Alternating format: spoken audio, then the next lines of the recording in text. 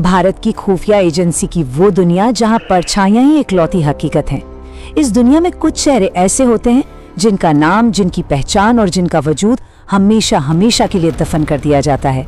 इस विश्लेषण में हम एक ऐसी खौफनाक हकीकत को डिकोड करने जा रहे हैं जो सीधे इंटेलिजेंस की दुनिया के सबसे गहरे और अंधेरे हिस्से से निकलती है। एजेंट लीमा का रहस्य। ये सिर्फ एक नाम नहीं है, ये एक ऐसी पहेली है जो शायद कभी सुलझनी ही नहीं थी। आइए इस चर्चा की शुरुआत एक बेहद विचलित कर देने वाले सवाल से करते हैं। जरा सोचिए, अगर उन्हीं गुमनाम चेहरों में से एक अचानक किसी हाई प्रोफाइल मर्डर केस में गिरफ्तार हो जाए तो सच क्या है? क्या वो अपने देश की रक्षा करने वाला एक सच्चा देशभक्त था, या फिर एक ऐसा ट्रेंड किलर जिसे सिस्टम ने अपने इशारों पर नचाया और फिर छोड़ दिया? इस कहानी को समझने के लिए हमें थोड़ा पीछे जाना होगा। साल 2011, उत्तराखंड की वो सर्द जमा देने वाली रात।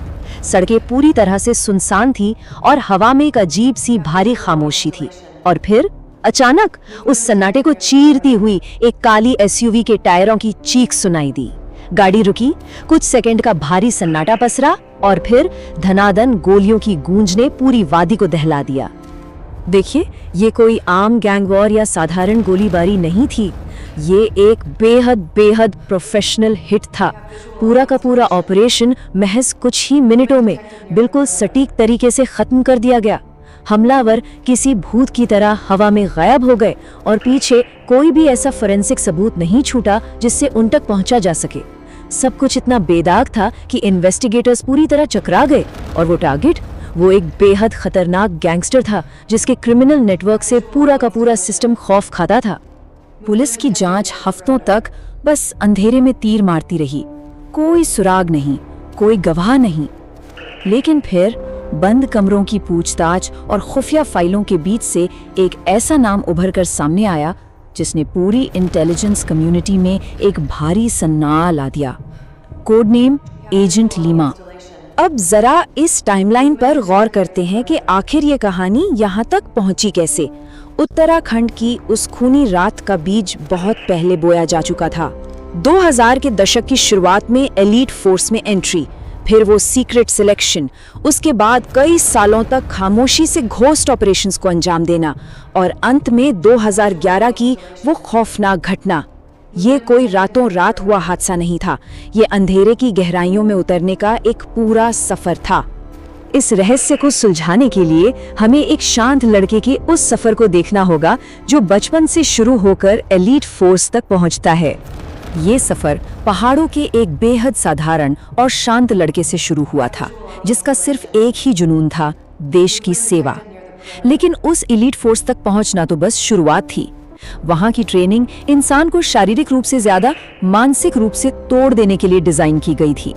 एक्सट्रीम सर्वाइवल, कई दिनों तक बिना सोए रहना, लाइव फायरिंग के बीच से गुजरना और सबसे खतरनाक, ऐसा मनोवैज्ञानिक दबाव डालना कि इंसान के अंदर की भावनाएं पूरी तरह से मर जाएं। ये मौत से भी बदतर ट्रेनिंग थी। लेकिन वो रिक्रूट, वो बिल्कुल शांत रहा। उसके चेहरे पर कोई शिकन नहीं थी। और उसी असाधारण कंट्रोल ने उन लोगों का ध्यान खींचा जो हमेशा परछाइयों में रहकर देश चलाते हैं। एक सीक्रेट लोकेशन, कुछ सीनियर अधिकारी और एक गुप्त बैठक। वहां कोई वर्दी नहीं थी, कोई नाम नहीं था।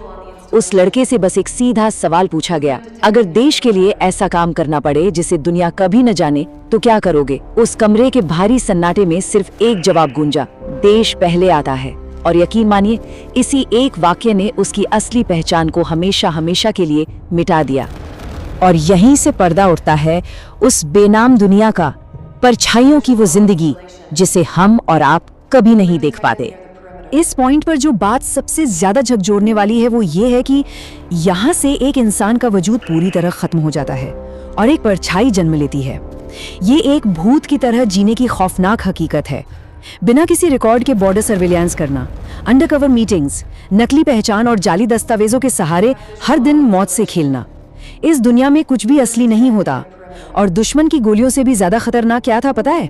अंदरूनी धोखे का वो डर जो हर पल साए की तरह साथ चलता था। इस बेनाम जिंदगी में फिर एक ऐसा मोड़ आया जिसे द फाइनल सैंक्शन कहा गया। उसका सबसे खतरनाक मिशन, जब एक ऐसा क्रिमिनल, एक ऐसा गैंगस्टर राष्ट्रीय सुरक्षा के लिए नासूर बन गया जिस तक पहुंचना आम पुलिस या कानून के बस में नहीं था। तब एक सीक्रेट टेबल पर एक फाइल रखी गई। ये कोई गिरफ्तारी का वारंट नहीं था, ये एक ऐसा ऑर्डर था जिसकी क्रूरता और सादगी ही सबसे ज्यादा डरावनी है। ऑर्डर सिर्फ इतना था, टारगेट को गायब होना होगा। ये एक सीधा और अंतिम फरमान था। इसमें कोई सवाल नहीं था और वापसी का कोई रास्ता नहीं था।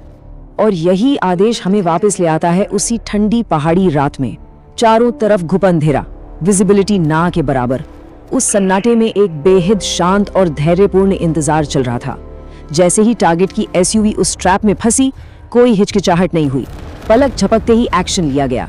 ये इतना बेदाग और तुरंत खात्मा था कि टारगेट के काफिले को यह समझने तक का मौका नहीं मिला कि मौत किस दिशा से आई। मिशन मुकम्मल हुआ। लेकिन कहानी यहाँ खत्म नहीं होती।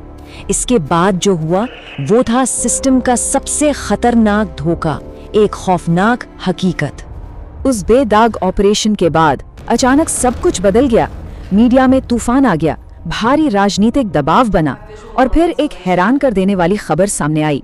वो पूर्व एलीट कमांडो गिरफ्तार हो चुका था और अब एक ठंडे पूछताछ कक्ष में बिल्कुल खामोश बैठा था। जिन लोगों ने वो आखिरी आदेश दिया था वो सब हवा में गायब हो चुके थे। जासूसी की इस डार्क दुनिया का सबसे क्रूर नियम ही यही है, अगर पकड़े गए तो तुम बिल्कुल अकेले हो।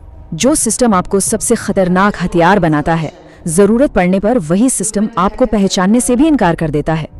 आज इतने सालों बाद भी कई सवालों के जवाब कभी किसी सरकारी फाइल से बाहर नहीं आए, लेकिन एक सवाल, एक बहुत भारी सवाल हमेशा गूंजता रहेगा। क्या एजेंट लीमा सच में कोई इंसान था? क्या वो एक ऐसा सच्चा देशभक्त था जिसने इस देश के लिए अपना वजूद तक कुर्बान कर दिया, या फिर वो महज सिस्टम का एक ऐसा हथियार था जिसे इस्तेमाल किया गया और फिर उन्हीं अंधेरी परछाइयों में फेंक दिया गया? इस सवाल का असली जवाब शायद हमेशा के लिए उन्हीं फाइलों में दफन रहेगा। इस गहरे विश्लेषण में हमारे साथ जुड़ने के लिए शुक्रिया।